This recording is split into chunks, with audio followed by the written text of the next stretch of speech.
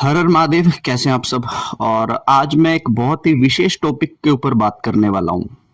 और मेरा जो ये टॉपिक है, ये पर्टिकुलर उन लोगों के लिए है जो साधक हैं, जो पूजा पाठ करते हैं, जो मंत्र जाप करते हैं, जो व्रत करते हैं, अनुष्ठान करते हैं, है ना। इस तरह के लोगों के लिए ये आज मेरा विशेष टॉपिक है कि जो प्रेत बाधा होती है, कोई भी प्रेत XYZ, वो नॉर्मल इंसान को कैप्चर करता है तो उसके सिम्टम्स आप लोगों को पता है। लेकिन क्या आपको पता है कि जब किसी पूजा पाठ करने वाले व्यक्ति के ऊपर प्रेत जब अपना अटैक करता है तो किस तरह से रिएक्शंस आते हैं, किस तरह से सिम्टम्स आते हैं।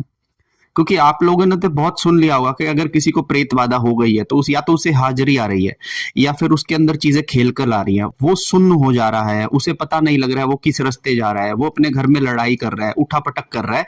ये सारी चीजें एक नॉन साधक के लिए हो सकती हैं, जिसने कभी पूजा पाठ नहीं की, जिसने कभी मंत्र माला नहीं की, जिसने कभी भी अल्कोहल से और नॉन वेज से परहेज नहीं किया, जो कहीं भी कूद जाता है, उसे कोई तामसिकता सात्विकता से कोई मतलब नहीं है। ऐसे व्यक्ति के ऊपर ये सिम्टम आते हैं। लेकिन क्या आपको पता है, जो नॉन वेज नहीं खाते, जो मदिरा नहीं पीते, जो पूजा पाठ सुबह शाम करते हैं, जो एक एक माला भी जाप करते हैं, जो साधना करते हैं, जो महिलाएं व्रत करती हैं, जो पूजा पाठ, हनुमान चालीसा, बजरंग बाण, मंदिर जाना सुबह शाम, जो लोग ऐसी क्रियाएं करते हैं, क्या आपको पता है कि इनके ऊपर जब प्रेत आता है तो इनके सिम्टम्स क्या होते हैं। आज ये टॉपिक विशेष रूप से पर्टिकुलर उन्हीं लोगों के लिए बना रहा हूं जिन्होंने सात्विकताओं का, तामसिकताओं का हमेशा से ध्यान रखा, और बताने वाला हूं कि किस तरह से एक प्रेत साधक को अटैक करता है। आप में से जितने भी पूजा पाठ करने वाले लोग हैं, ये वीडियो उन तक आप पहुंचा दीजिएगा, क्योंकि अगर ये जो सिम्टम्स अब मैं बताने वाला हूं इसे आपने सुन लिया तो आप आइडेंटिफाई कर पाएंगे कि क्या हमारे ऊपर तो कोई ऐसी नेगेटिविटी झपटा नहीं मार रही। वीडियो अच्छी लगे तो लाइक कीजिएगा, चैनल पर पहली बार आए हो तो सब्सक्राइब कीजिएगा और अपने दोस्तों के साथ इसे जरूर शेयर कीजिएगा। क्योंकि जब आप तामसिकता, सात्विकता का बहुत परहेज करते हो, आपको लगता है कि आज मंगलवार है तो नॉनवेज मुझे नहीं खाना है, शराब बुरी चीज होती है, किसी ढाबे पर अगर नॉनवेज भी बनता है तो वहां पर खाना नहीं खाना है, आप भगवान शिव पे जल चढ़ाने जाते हैं, आप सुबह शाम पूजा करते हैं, एक एक माला अपने आसन पे, सोफे पे, बेड पे बैठ कर जाप करते हैं, आप हनुमान चालीसा पढ़ते हैं, आप व्रत करते हैं, एकादशी करते हैं, प्रदोष करते हैं, तो इस तरह की अगर आप एक्टिविटीज करते हैं तो एक चीज जान लो कि प्रेत आप पे जब अटैक करेगा तो उसके सिम्टम्स हमेशा अलग तरीके से होंगे, वैसे नहीं होंगे जैसे आपने पहले नॉर्मल आदमी के बारे में सुना। अब वो सिम्टम किस तरीके से होंगे, मैं उन चीजों के बारे में आपसे बताने जा रहा हूं। पहली चीज, नंबर 1, सबसे पहले जब भी किसी एक साधना करने वाले को, पूजा पाठ करने वाले को प्रेत जब भी अटैक करता है तो उसको सबसे पहले जो यहां पर अटैक होता है वो होते हैं उसके तत्व। अब आप बोलेंगे कि तत्व कैसे, जैसे हमारा शरीर जो है ये पंच तत्वों से बना हुआ है, ठीक है ना। तो जब भी हम किसी देवता की पूजा करते हैं तो नो डाउट देवता के हिसाब से हमारे तत्व बढ़ते हैं और कोई एक तत्व प्रधान होता है। जैसे हनुमान जी या माता काली की जो लोग पूजा करते हैं तो उनका अग्नि तत्व प्रधान होता है। जो लोग भगवान श्री कृष्ण जी की, राधा रानी की पूजा करते हैं, इनका वायु और जल तत्व प्रदान होता है। जो लोग भगवान शिव की पूजा करते हैं उनका जल तत्व अत्यधिक बलवान होता है। तो हर व्यक्ति का एक तत्व जो होता है वो प्रमुख रूप से होता है। और जब आप किसी देवी देवता की पूजाएं, साधनाएं करते हो तो आपके तत्व में इनबैलेंस होगा और फिर से बैलेंस आ जाएगा, फिर से बैलेंस आपका जाएगा, फिर वापस से बैलेंस आ जाएगा। तो इस तरह से एक सोल हमारे साधना जगत के अंदर जो है गति करती है अच्छी ऊर्जाओं को, ठीक है। अब यहां पर जब कोई प्रेत आपके ऊपर अटैक करेगा तो सबसे पहले वो आपके, या तो जल तत्व के आप प्रधान हो तो जल तत्व को बहुत बढ़ा देगा, अग्नि तत्व के प्रधान हो तो अग्नि तत्व को बहुत बढ़ा देगा। अब प्रेत कर कुछ नहीं पा रहा, लेकिन वो अगर आप हनुमान जी या माता काली की पूजा करते हो आपको एक्सेस में गुस्सा आने लग जाएगा। बहुत लोग आपको बताएंगे कि तुम माता काली के मंत्र करते हो, उग्र, उसकी वजह से हो रहा है। वो तो एक रीजन है ही, लेकिन नेगेटिविटी भी उसके ऊपर जा रही है, ये दूसरा रीजन भी आ गया है। अब आपके जो तत्व आपके कंट्रोल में नहीं आ रहे हैं और बहुत ज्यादा गुस्सा आप एकदम से कर रहे हो, भगवान शिव की पूजा करते हो और आपको डिप्रेशन आ जा रहा है, तो डिप्रेशन आने से फिर आपका मन एकदम से पूजा पाठ में गायब हो जा रहा है। तो आपका जल तत्व बहुत ज्यादा बढ़ गया, वायु तत्व बढ़ गया, तो आप खोए खोए रहते हो, आपको किसी की बातों का विचार नहीं आता। तो आपने जो एक जील चाहिए थी साधना के लिए, वो जील आपकी खत्म हो गई। चाहे गुस्से में लगाओ, चाहे डिप्रेशन में लगाओ, चाहे आपका मन कहीं पे खो गया, आपको कुछ ध्यान में नहीं रहता, बातें आप भूल जा रहे हो, तो ये सारी चीजें होती है। पहली आपके तत्वों के ऊपर एक प्रेत अटैक करता है। दूसरा जो वो प्रेत अटैक करता है, वो आपकी मानसिक सोचने की क्षमताओं पर अटैक करेगा। अब आप है ना डिसीजन नहीं ले पाओगे कि मुझे पूजा पाठ में क्या करना है, मुझे कितने दिन की साधना करनी है, संकल्प में क्या लूं क्या ना लूं, दीपक कैसे लगाऊं ना लगाऊं। आप सर्च करने लगेंगे कि कोई मुझे बता दे कि मुझे करना क्या है।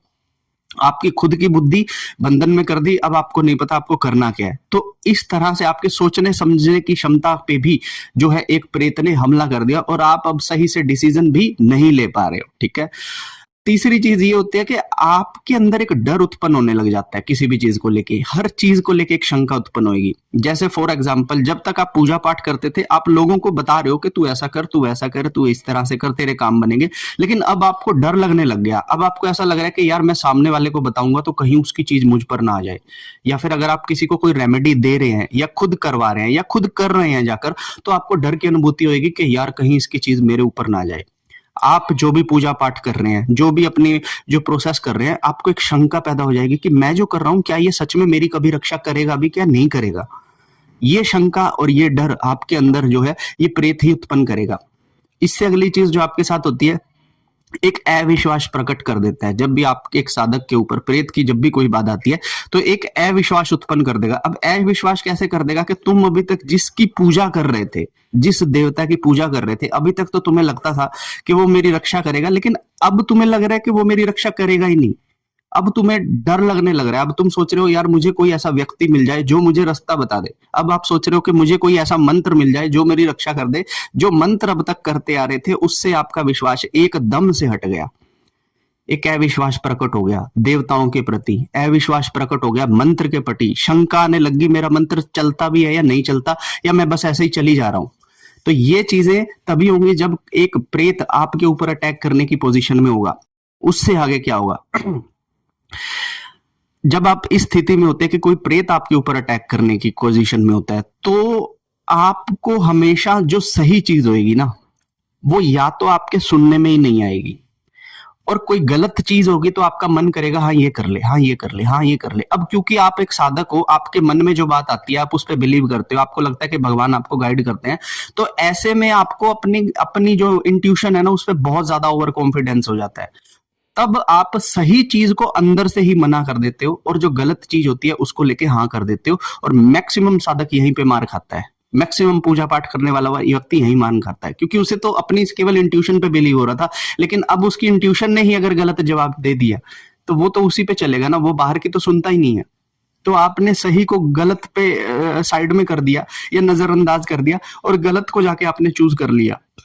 ये एक साधक के साथ बहुत बड़ी समस्या होती है। उसके बाद क्या होती है कि अब साधक क्या है, एक एनर्जी का गोला है। ठीक है ना, कोई भी पूजा पाठ करने वाला व्यक्ति, मंत्र जाप करने वाला, व्रत करने वाली महिला, कुछ भी है ना, उसके अंदर एक ऊर्जा का प्रकाश होता है। ठीक है, तो वो ऊर्जा को वो संभालने की कोशिश कर ही रहा है, क्योंकि कोई वेल सेटल्ड तो होता नहीं है साधना के जगत में। कोई ऐसा तो है नहीं कि प्रखर पे पहुंच गया, सब लोग मिड में ही होते हैं। तो ऐसे में क्या होता है कि वो आग के गोले होते हैं, और उनकी आग को किसी भी तरीके से भड़का दो, या तो उन्हें गुस्सा दिलवा दो, या उनकी काम वासना को बढ़ा दो।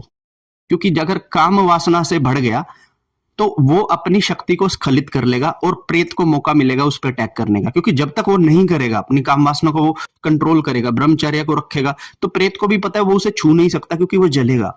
तो कैसे किसी को छूना है, तो क्या करो, उसका ब्रह्मचर्य कैंसिल करवा दो। किसी तरीके से उसकी काम वासना को इतना बढ़ा दो, इतना बढ़ा दो कि वो रात को पड़ा पड़ा बेड पे सोचता रहे उल्टी सीधी चीजें, उसके दिमाग में 24 घंटे आए। कोई व्यक्ति दिखे, कोई महिला दिखे, तो उसके बारे में 36 उल्टी सीधी बातें करे। तो उसकी काम वासना को बढ़ा दो। एट दी एंड क्या होगा, 5-6 दिन के बाद वो खुद अपने ब्रह्मचर्य को तोड़ देगा, और उसका सत्यानाश हो जाएगा। और वो मौका मिलेगा प्रेत को कि अब मैं इसकी बॉडी पे जाकर सीधा अटैक करता हूं। अभी भी प्रेत ने आपकी बॉडी पे डायरेक्ट अटैक अभी भी नहीं किया। ये जितने सिम्टम्स बता रहा हूं, ये सब तो वो है जो पहले हो रहे हैं आपके साथ। ठीक है, उसके बाद क्या होता है, एक मेजर चीज जो नोटिस मैंने की है कि मैक्सिमम जब एक साधक के ऊपर कोई भी प्रेत बाधा आने वाली होती है, या आने का प्रयास कर रही होती है, तो उसके मलमूत्र के अंदर जो है बहुत स्मेली हो जाता है। ठीक है। वो जब भी वॉशरूम जाके आएगा तो उसको इस चीज का पता लगेगा, उसको लगेगा कि शायद मैं पानी कम पी रहा हूँ तो इस वजह से स्मेल ज्यादा हो रही है ना। तो वो वाली चीजें भी उसके साथ होनी शुरू हो जाती है, जो एक फिजिकल सिम्टम है, ठीक है।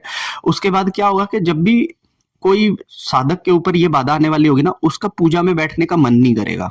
वो कहेगा कि मैं ना अभी उठ के चला जाऊं। वो कहेगा कि मेरे मंत्र जाप की 10 मालाएं पड़ी हैं। भैया ये 10 माला खत्म होने को नहीं आ रही, एक माला बचेगी तो वो उस पर भी रोएगा कि यार एक माला इतने मन के 108 बार घुमाने पड़ेंगे। उसका मन ही नहीं कर रहा पूजा में बैठने का। आसन जिसको वो सिद्ध किया था, जहां बैठ के वो बड़े मजे ले रहा था, मजा ही नहीं आ रहा अब उसको आसन पे। अब ऐसे हो रहा है कि जाके फोन पे बात करूं, रील्स बनाऊं, कुछ और बाहर घूमूं, ये सब खाऊं पीऊं, किसी से बतियाऊं, इस तरह की चीजें उसके मन में आ रही है, लेकिन पूजा नहीं करनी। पूजा करने का टाइम आ रहा है तो उसको टेंशन हो जा रही है कि यार अब बैठना पड़ेगा मुझे। ये भी एक साधक के साथ होता है जब उसके ऊपर कोई प्रेत बाधा आने वाली होती है। अच्छा, उससे अगली एक और चीज भी होती है कि भ्रम बहुत पैदा होते हैं, ठीक है। भ्रम लगता है कि शायद कोई नेगेटिविटी मेरे पीछे बैठी है जाके, जो मेरी सारी ऊर्जा को खा रही है, पता नहीं ये मुझे कब मार दे। भ्रम लगता है कि मैंने जितने भी मंत्र जाप किए थे ये सब निश्चल हो रहे हैं, क्योंकि मुझे सही तरीके से गुरु ने नहीं दिए थे। गुरु कान खुजला रहा था जब दे रहा था, तो गुरु का ध्यान फोन में था जब वो मंत्र दे रहा था, तो या तो मैंने तो यूट्यूब से लिया था, जिससे लिया था वही काम का नहीं निकला, वो तो व्यापारी निकला, बिजनेस कर रहा था, ठग निकला। या फिर आप मेरे मन में ऐसे ही बात आ गई तो प्रेमानंद ने ऐसे ही कह दी, वीडियो देख के मैं तो लग गया, तो मेरे पास तो कोई सोर्स अप ही नहीं है। अब उसके मन में भ्रम पैदा होने लग गए अपनी हर एक चीज को लेके, पूजा को लेके, व्रत को लेके, किसी पंडित बाबा को लेके, अपने किसी अनुष्ठान को लेके, हर एक चीज के लिए ना उसके अंदर भ्रम पैदा होते हैं। अच्छा, भ्रम आएंगे और फिर वो टूटते भी हैं। ऐसा नहीं कि भ्रम आने के बाद वो भ्रम बैठ जाता है, भ्रम आएगा, भ्रम टूट भी जाएगा, ठीक है। तो भ्रम भी टूटे जा रहे हैं उसके। और जो सबसे बड़ी जो कमी आती है, जब भी कोई प्रेत किसी के ऊपर, किसी साधक पूजा पाठ करने वाले व्रत वाले व्यक्ति पे अटैक करता है ना, तो उसकी जो तरंगे होती है ना, जो ईश्वर की डिवाइन तरंगे उसको आती हैं, वो सब कम पड़ने लग जाती हैं। पहले उसको बहुत अच्छी वाइब्रेशन आती थी, अब नहीं आ रही। 4 दिन से उसके चक्रों में स्पंदन नहीं हुआ, 10 दिन हो गए उसकी पूजा पाठ चल रही है नहीं चल रही, कोई अनुभव नहीं आ रहा उसको, एक्सपीरियंस सारे उसके क्लोजअप हो चुके हैं।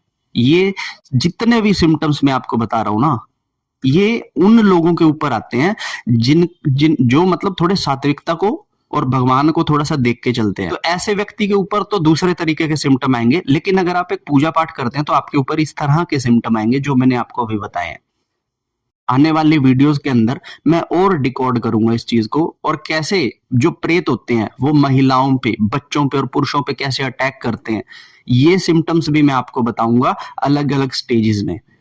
और कैसे इनसे निवारण करना है ये भी मैं आपको बताऊंगा, कि प्रेतों से कैसे बचना है, जो इस्लामिक जिन होते हैं इनसे कैसे अपनी रक्षा करनी है, चुड़ैल डाकनी शाकनियां अगर आपको लग गई है तो इनसे कैसे आपको अपनी रक्षा करनी है, इन्हें क्या चाहिए होता है, क्या नहीं चाहिए होता है, क्या सिम्टम्स होते हैं, ये पूरी सीरीज में प्रेतों को डिकोड करके आप लोगों को देने वाला हूं। और इसका ये जो पहला पार्ट मैं बना रहा हूं, साधकों के ऊपर जब प्रेतों की बात आती है तो उसके सिम्टम्स क्या होते हैं, ये कोई आपको नहीं बताएगा, ठीक है ना। तो आपके जितने भी पूजा पाठ करने वाले मित्रों, व्रत करने वाले, सुबह शाम एक एक माला भी जाप करते हैं तो उनके ऊपर भगवान की कृपा होती है, तो उनको भी यही सिम्टम्स आने वाले हैं।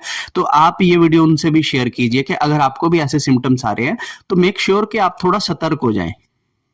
ठीक कैसे करना है वो मैं आपको अगली वीडियोज में बता ही दूंगा। तब तक के लिए हर हर महादेव, जय माता दी। वीडियो अच्छी लगे तो इसे लाइक कर देना, चैनल को सब्सक्राइब कर देना और अपने साधक मित्रों के साथ इसे जरूर शेयर करना। हर हर महादेव।